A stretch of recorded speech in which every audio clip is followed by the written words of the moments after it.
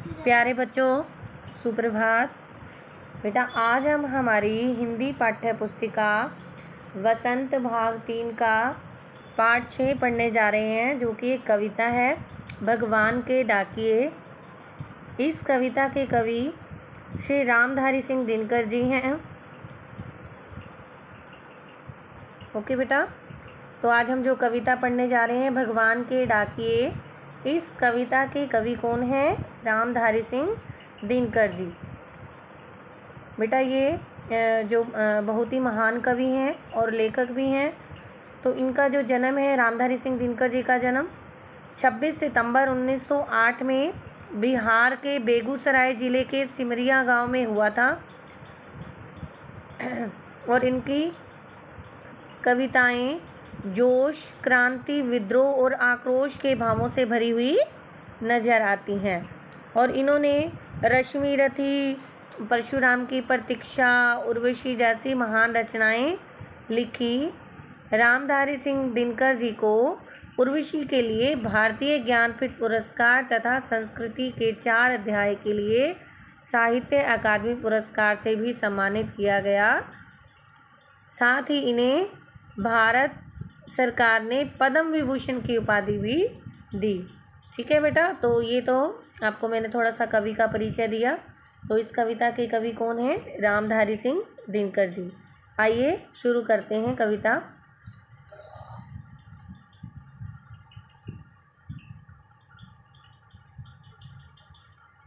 पक्षी और बादल ये भगवान के डाकिए हैं, जो एक महादेश से दूसरे महादेश को जाते हैं। हम तो समझ नहीं पाते हैं, मगर उनकी लाई चिट्ठियाँ पेड़ पौधे, पानी और पहाड़ बाँचते हैं।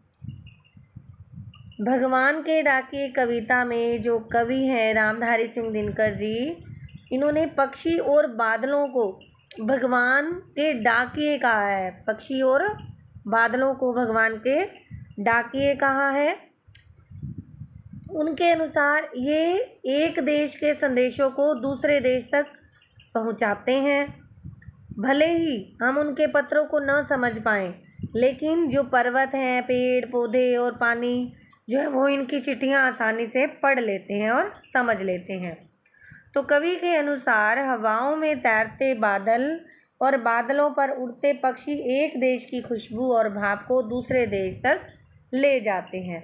अर्थात यहाँ पर पक्षी और बादलों को कवि ने यहाँ पर डाकिए के रूप में दर्शाया है। भगवान के डाकिए कविता की इन पंक्तियों में कवि क्या कहते हैं कि आसमान में तैरते बादल, आसमान में तैरते बादल और पक्षी जो हैं वो भगवान के डाकिए हैं। ठीक है, बादल भी आसमान में और पक्षी भी आसमान में उड़ते हैं। तो आसमान में तैरते हुए बादल और पक्षी जो हैं वो भगवान के डाकिए हैं। ये एक देश से, अर्थात जो एक महादेश से दूसरे महादेश, महादेश होता है विशाल देश, ठीक है, बड़ा देश, ये एक देश से उड़कर दूसरे देश तक जाते हैं और जो मुख्य संदेश हैं, ठीक है, उनका आदान प्रदान करते हैं। ये संदेश हमें समझ नहीं पाते, अर्थात मगर उनकी लाई चिट्ठियाँ हम तो समझ नहीं पाते।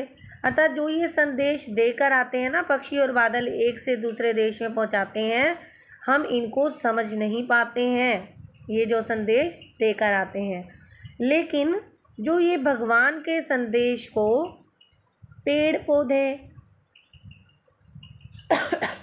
पानी अर्थात जल, पर्वत, पहाड़ आदि जो हैं, ये बहुत ही अच्छी तरह समझ लेते हैं।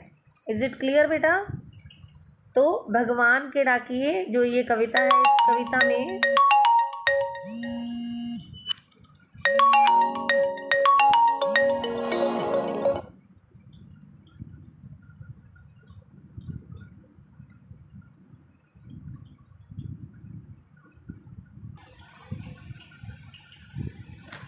सॉरी बेटा, एक कॉल आ गई थी।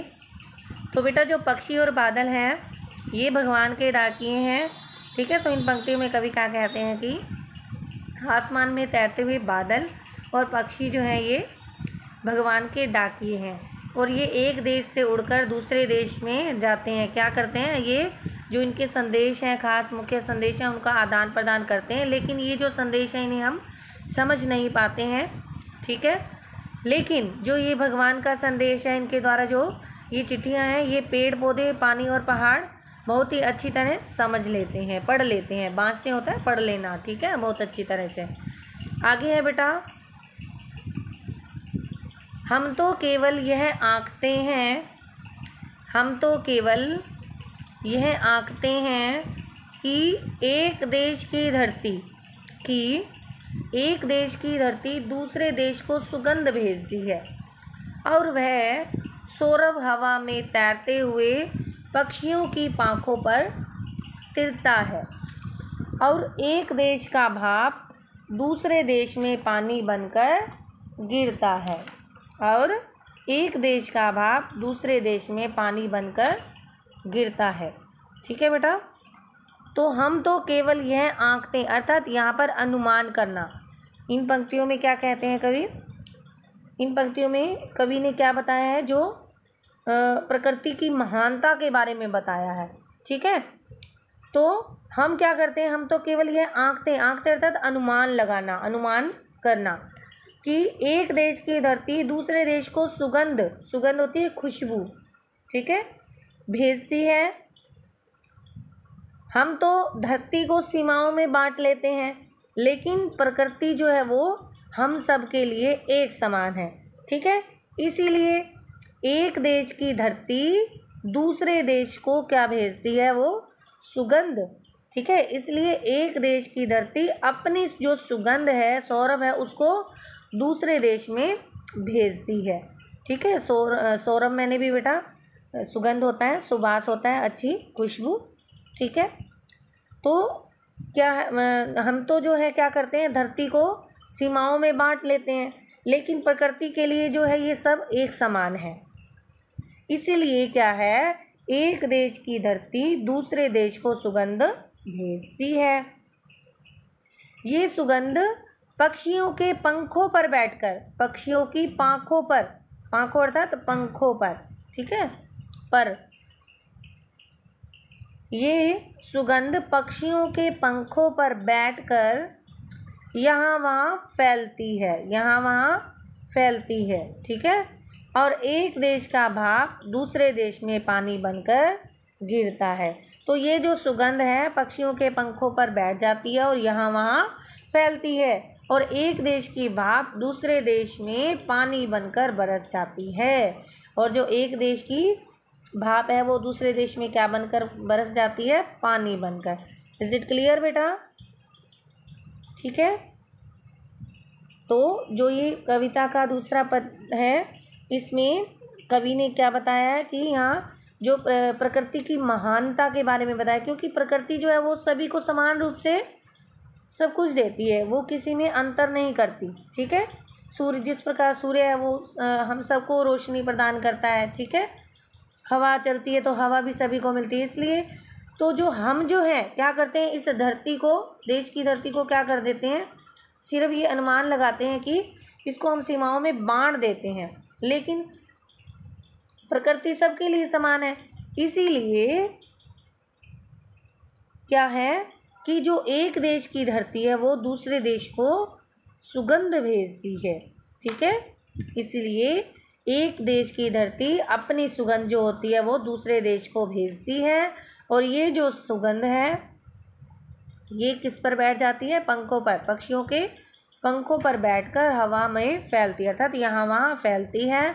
और जो एक देश की भाप है वो दूसरे देश में क्या बनकर बरस जाती है, पानी बनकर। इज इट क्लियर बेटा। तो बेटा आपने इस पाठ को, इस कविता को ध्यानपूर्वक इसकी व्याख्या करनी है, ठीक है।